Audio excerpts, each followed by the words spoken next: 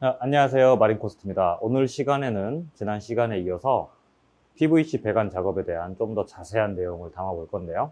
제 뒤에 있는 마린코스트의 커스텀 수조를 작업을 하면서 오늘은 전반적으로 PVC 배관 작업에 들어가는 배관들의 특징과 어떤 부분들을 중점적으로 신경 써서 작업해야 되는지 좀 더 자세한 내용을 영상으로 담아보겠습니다. 끝까지 시청해 주시면 감사하겠습니다. 가장 먼저 할 작업은 이 벌크헤드를 연결하는 작업입니다.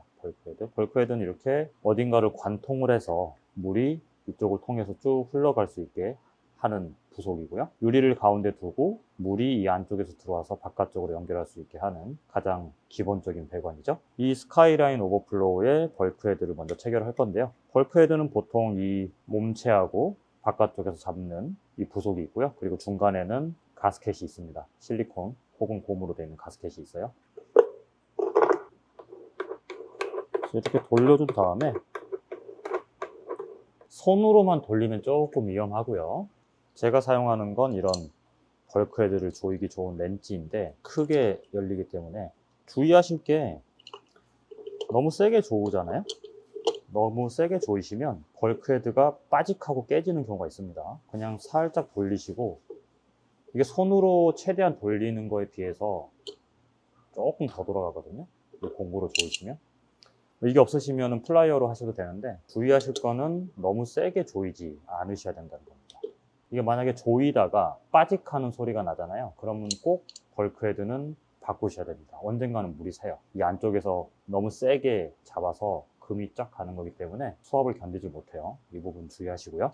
벌크헤드가 조립된 모습입니다. 이런 식으로 밑에서 잡고 있죠. 이쪽에서 들어온 물이 이 위쪽으로 새지 않고 나가도록 하는 겁니다. 자, 이번 작업은 이 오버플로우 박스의 두루소 배관을 만드는 작업인데요.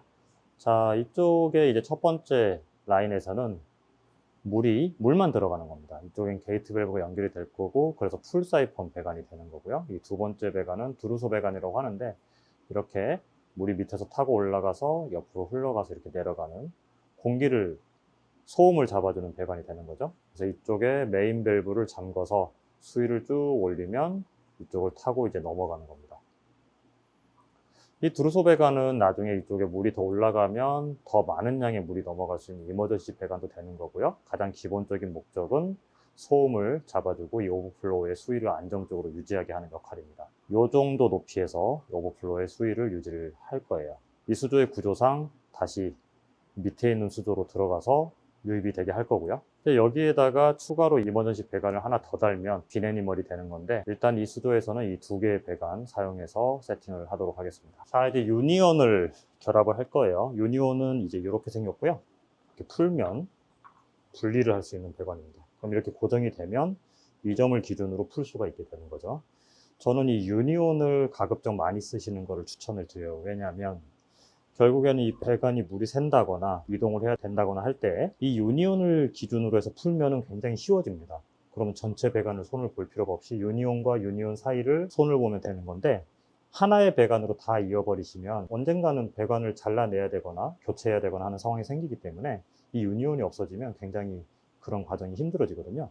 그래서 이 벌크헤드에 유니온을 달아서 여기를 기준으로 이 수조와 다른 배관들이 분리가 될 수 있도록 작업을 할 거예요. 이런 거 작업하실 때는 혹시라도 접착제가 들어가지 않도록 막아주셔야 되겠죠? 지난번 영상에서 보여드렸던 것처럼 프라이머 작업을 하고, 이제 이렇게 하려다 보면 굉장히 번거롭거든요.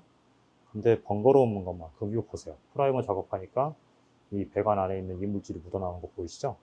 이런 게 결국 접착력을 방해하는 요소이기 때문에 꼭 프라이머 작업 해주시는 게 좋아요.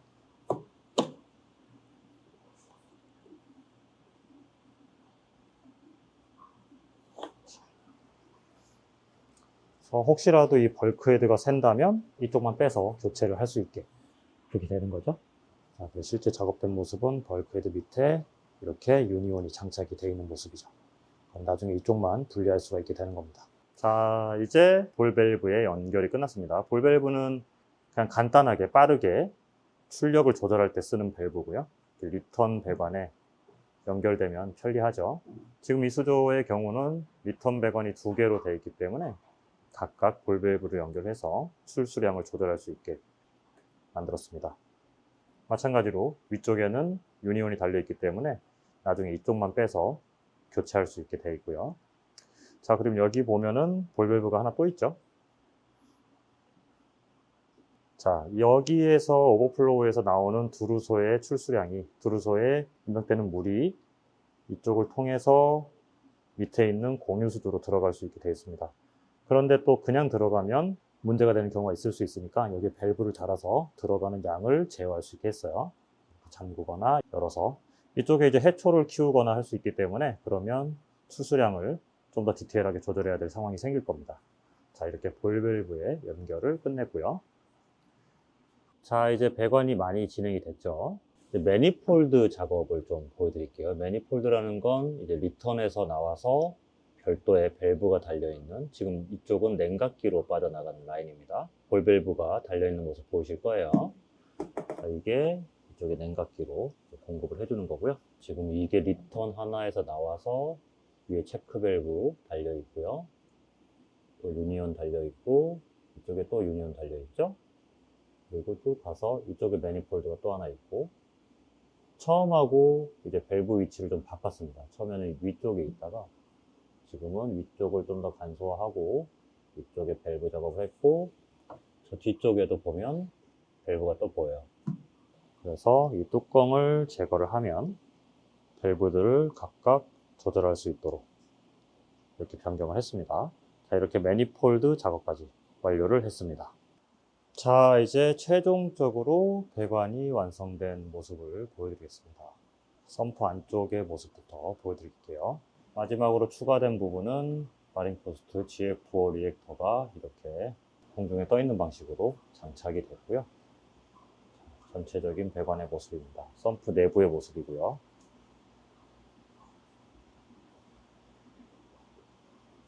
말씀드렸던 것처럼 이 수조는 이 립시듐 수조, 그리고 하단 섬프, 본 수조까지 이렇게 3개의 수조가 연결되는 구조고요. 옆에 또 냉각기까지 연결이 되기 때문에 엄밀히 따지면 4개의 포인트로 함께 연결되는 수조입니다. 그래서 배관이 상당히 복잡하고요. 수조가 큰 사이즈가 아니기 때문에 공간을 만들어주는데 굉장히 신경을 많이 쓴 배관 작업입니다. 자, 하단 섬프 내부의 모습이고요. 그리고 수조에서의 모습을 보여드릴게요. 자, 스카이라인 오버플로우를 기준으로 해서 2개의 출수관을 가지고 있는 구조입니다. 기본적인 밸브 조절은 이쪽에서 하게 되어 있고요. 자, 여기 보이시는 이 밸브는 이 립시듐으로 가는 물의 양을 조절을 할 거고요. 이쪽에 보이는 밸브들은 수조에 유입되는 물의 양을 조절하게 될 겁니다. 자, 이렇게 전체적인 수조의 모습입니다. 자, 오늘 시간에는 이렇게 마린코스트의 커스텀 수조 작업을 하면서 배관에 대한 보다 구체적인 설명을 드렸습니다. 실질적으로 이 수조를 작업하는데 제가 걸린 시간은 그냥 순수 작업 시간으로 한 20시간 정도 걸린 것 같아요. 8시간씩 일한다고 보면 한 3일 정도의 작업 양이라고 보시면 되고요. 작업량이 만만치가 않죠. 하지만 이 파이프 라인으로 수조를 구성하는 이유는 보셨던 것처럼 수조 자체가 훨씬 더 공간에 대한 짜임새가 생기고 오랜 시간 지나도 이 수조의 형태가 유지된다는 장점이 있습니다. 그리고 처음부터 뭔가 체계를 가지고 구체적인 안을 가지고 접근할 수 있기 때문에 내가 좀 구상한 거를 내가 실제로 구현하는 게 훨씬 이 파이프라인으로 하는 배관이 보다 만족감도 있고 장기적으로 봐서도 수조에 훨씬 더 정이 들죠. PVC 파이프로 수조를 구성하는 가장 큰 이유는 오랜 시간 지나도 사실 누수가 별로 없어요. 물론 이거는 저희가 영상에서 말씀드린 것처럼 정상적인 방법으로 배관을 연결하시면 정말 오랜 시간이 지나도 누수나 이런 염려 없이 잘 쓰실 수가 있고요. 파이프라인 자체가 구조적으로 유지를 하고 있기 때문에 시간이 지나면서 발생될 수 있는 변화라든지 누수 같은 것들은 오히려 파이프 쪽이 더 덜하다고 볼 수 있습니다. 지난번 기초적인 설명에 이어서 오늘은 실제 작업을 하면서 보다 구체적인 배관의 작업에 대해서 보여드렸고요. 이번 영상 참고하시고 실제 해보시는 것도 좋으실 것 같아요. 물론 좀 힘은 드시겠지만 훨씬 더 수조에 대한 만족감이 커지실 겁니다. 자, 그러면 오늘 영상 시청해 주셔서 감사하고요. 저희는 또 다음 시간에 다른 주제로 인사드리겠습니다. 감사합니다.